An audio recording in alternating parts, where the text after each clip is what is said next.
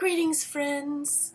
It's Denise again with another dancing paintbrush, and today I've got here another little house pattern.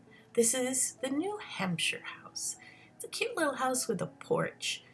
First thing you want to do is to get the pattern and download it or copy it from my book, which is available online in the links, and then color it. You can use colored pencils, you can use ink pens or crayons. I use these Tombow pens. They're quite nice and cover a lot of space. And you can color it any way you want. I've got it looking a little like a wooden house. You could make it look like brick or panels or log cabin, anything that you like. But you color it first, and then you cut it out. It works out so much better. I tried it the other way once, and it just was a mess trying to color all the pieces that were already cut out. This is optional things like little window shades and the chimney. You don't have to put those in, but they're always nice. And before you cut, you want to score all the fold lines, because it's copied on heavy paper, cardstock, and it just won't fold very easily if you don't have the fold lines scored and a little groove made in it so it folds correctly. So then you cut all the pieces, fold them together, use regular Elmer's white glue, and glue the flaps down.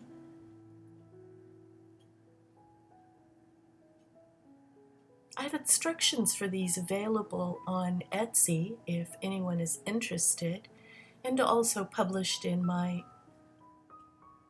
craft book, U.S. Houses.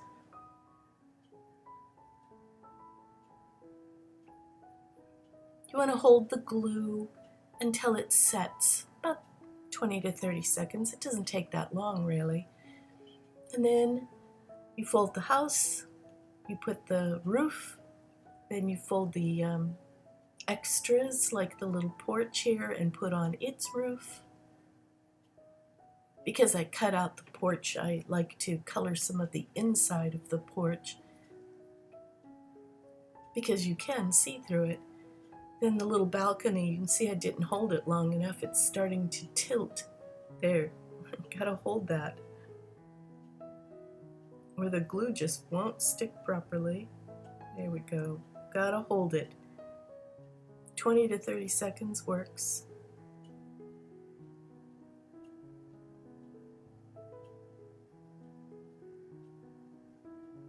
And there it is, the finished product, all done.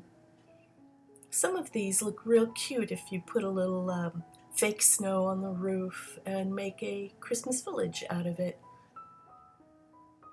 Or you could add little extras like trees or plants around the outside. One alternate I've thought of doing is cutting out the windows and putting tissue paper glued to the inside before I fold and glue it all together, so that I could put little fairy lights inside, make it look like the lights are on. I thought that would be fun. I haven't done it yet, but I think I should. All done.